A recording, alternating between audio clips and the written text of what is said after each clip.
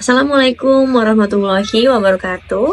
Perkenalkan, saya Indah Ayu Anggraini dari Prodi Manajemen dengan NIM 112410221. Izinkan saya untuk memenuhi tugas ujian tengah semester dari mata kuliah akuntansi biaya. Dalam video kali ini, saya akan mempresentasikan pengendalian anggaran pada PT Bank Negara Indonesia Terbuka. Baik, langsung saja. Sebelum kita mengenal nih pengendalian anggaran itu apa, kita harus tahu dulu untuk definisinya tuh pengendalian anggaran itu seperti apa. Nah, di sini ada latar belakangnya. Pengendalian anggaran merupakan salah satu elemen penting dalam manajemen keuangan, terutama dalam industri perbankan yang sangat dinamis dan kompetitif. Bank sebagai lembaga intermediasi keuangan harus mampu mengelola dana secara efisien agar dapat memaksimalkan keuntungan sekaligus meminimalisir resiko. Saya ambil 4 poin. Yang pertama ada efisiensi. Efisiensi sendiri memastikan bahwa setiap pengeluaran sesuai dengan rencana dan tidak melebihi batas yang telah ditetapkan. Yang kedua ada efektivitas, membantu bank dalam mengalokasikan sumber daya secara optimal untuk mencapai tujuan yang strategis. Yang ketiga ada transparansi atau akuntabilitas, menjadi alat kontrol internal yang mendukung pengembalian keputusan dalam pelaporan keuangan yang andal. Yang keempat ada di pencegahan penyimpangan, mencegah pemborosan, penyalahgunaan dana, dan mendorong kepatuhan terhadap kebijakan perusahaan. Baik, ada juga peran pengendalian anggaran dalam mencapai tujuan strategis perusahaan. Yang pertama ada mendukung perencanaan strategi, mengalokasikan sumber daya secara optimal, menjadi alat evaluasi kinerja, meningkatkan akuntabilitas manajerial, dan yang terakhir ada mengurangi risiko keuangan. Baik, sebelum kita lebih lanjut, ini ada beberapa profil dari PT Bank Negara Indonesia sendiri. Jelaskan secara singkat, didirikan pada 5 Juli 1946 sebagai bank milik negara pertama setelah kemerdekaan Indonesia. Awalnya berperan sebagai bank sentral, kemudian bertransformasi menjadi bank komersial. Lalu kini dikenal dengan nama Bank BNI dan termasuk dalam jajaran bank terbesar di Indonesia.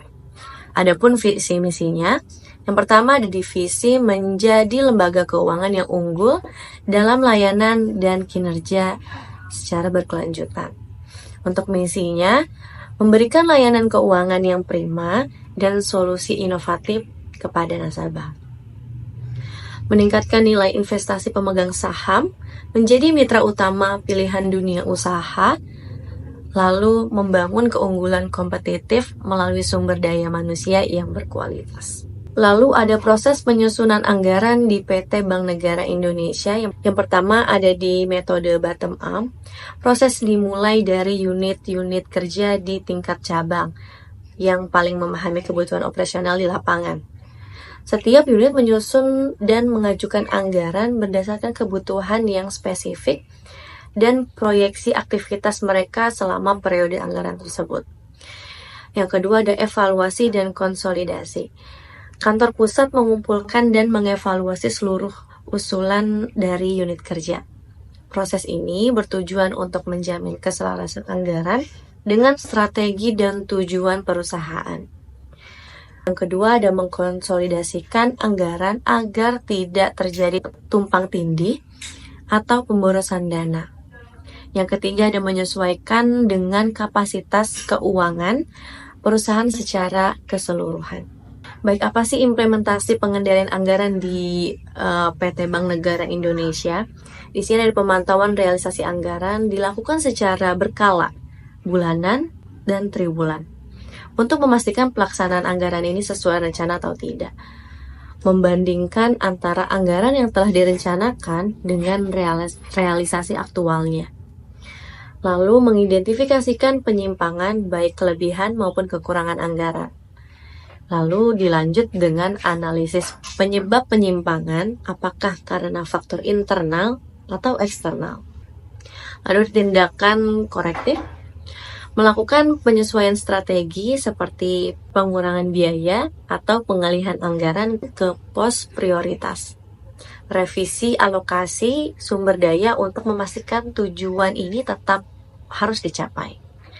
Meningkatkan koordinasi antara unit untuk memperbaiki efisiensi akuntabilitas. Lalu ada di penggunaan anggaran. Baik, selanjutnya ada studi kasus dari kantor cabang utama di Fatmawati. Penerapan pengendalian anggaran ini masih tetap sama dengan metode yang saya jelaskan tadi. Metode bottom up diterapkan pada penyusunan anggaran operasional.